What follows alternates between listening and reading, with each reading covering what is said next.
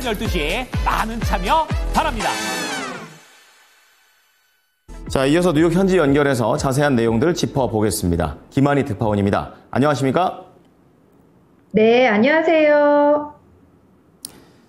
네, 뉴욕 증시가 이제 약세로 좀 거래를 마쳤습니다. 뭐 크게 내려간 것은 아니지만 주요한 재료들은 나오지 않았다라는 그런 평가들이 많네요. 현지 분위기 어떻습니까? 네, 미국 뉴욕 증시의 3대 지수가 일제히 하락 마감했습니다.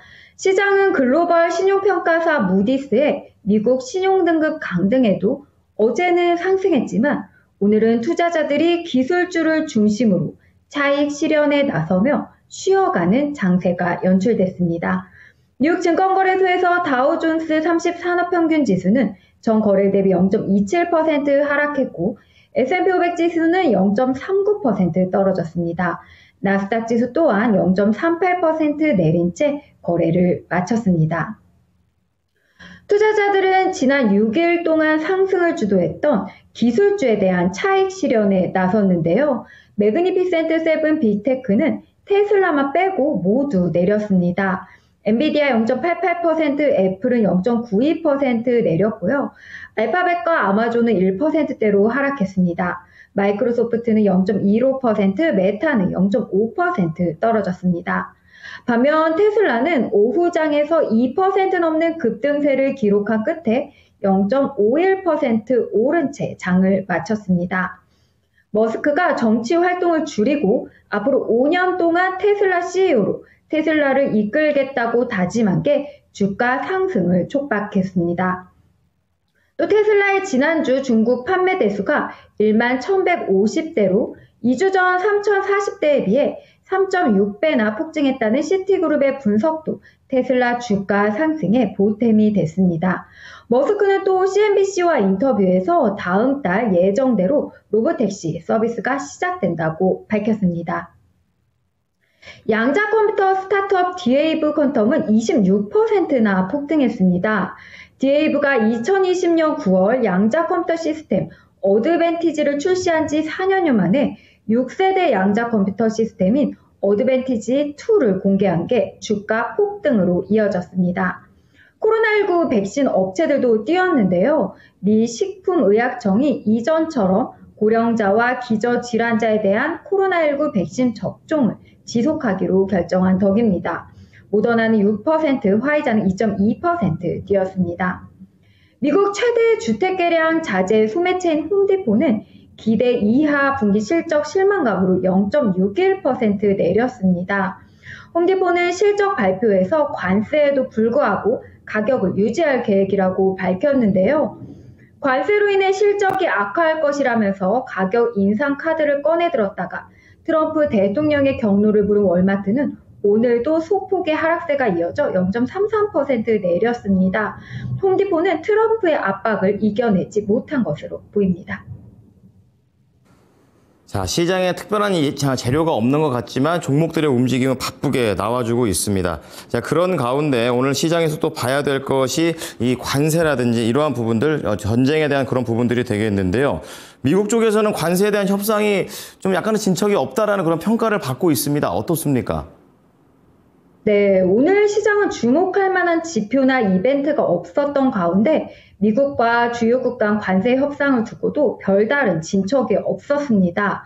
이에 따라 증시는 뚜렷한 방향성을 보이지 못한 채 차익 실현 매물을 받아내며 숨을 골랐는데요. 미국과 주요국 간 관세 협상은 영국을 제외하며 아직 마무리된 국가가 없습니다. 한국과 일본, 인도 등 아시아 주요 교역 국가의 협상이 빠르게 타결될 거라고 트럼프 행정부는 선전했지만 아직 진척이 없는데요. 또 트럼프 대통령은 이날 주 및 지방세 공제 한도에 대한 반대 입장을 고수하고 있는 주요 하원 공화당 의원들을 설득하는 데도 실패했습니다. 이들의 반대는 트럼프 대통령이 메모리얼 데이 연휴 전에 통과시키길 원했던 대규모 세제 개편안의 추진에 차질을 빚을 가능성이 커집니다. 시장은 공격적인 관세 정책과 경기 침체 우려로 조정을 받다가 최근 미국과 중국의 무역 합의로 회복세를 나타냈었죠. S&P 500 지수는 지난 27거래일 동안 20% 가까이 상승했고 전고점 회복까지 앞두고 있는데요. 무디스가 지난주 금요일 미국 국가 신용등급을 최고 등급에서 한 단계 강등했지만 어제 증시는 오히려 상승하는 등 투자자들은 덤덤한 반응을 보였습니다. 밀러 타박의 매트 말리는 주식시장 모멘텀이 상당히 강력하다는 점에서 의심의 여지가 없다며 하지만 시장은 단기적으로 과매수 상태라 언제든 잠시 쉬어갈 수 있다고 진단했습니다. 그러면서 휴식이 심각한 반전으로 이어지지 않는다면 시장은 조만간 사상 최고치를 다시 테스트할 가능성이 높다고 전망했습니다. 하지만 관세의 불확실성이 지속되고요. 스태그플레이션 우려도 제기되는 등 불안 요인 또한 누적되고 있습니다. 알베르토 무살렘 세인트루이스 여는 총재는 오늘 행사에서 전반적으로 볼 때 관세는 경제 활동을 약화하고 노동시장을 추가로 둔화시킬 가능성이 높다면서 5월 12일 미중 무역 합의로 인한 긴장 완화에도 관세는 단기 경제 전망에 상당한 영향을 미칠 거라고 예상했습니다. 지금은 인플레이션과 싸움을 지속하는 데 대한 대중의 신뢰를 유지해야 할 시점이라면서 당분간 경기 둔화 대응보다는 물가 안정에 우선순위를 둬야 한다는 입장을 보냈습니다. US뱅크 웰스 매니지먼트의 빌 노시도 우리는 관세 도입으로 졸도한 뒤 관세 시행과 관련한 긴장 완화로 다시 급반등했고 지금은 협상 진행과 관련해 명확한 결과를 기다리고 있다면서 투자자들이 명확성 없는 낙관주의에 갇혀 있다고 평가했습니다. 이제 내일 일정 살펴보겠습니다.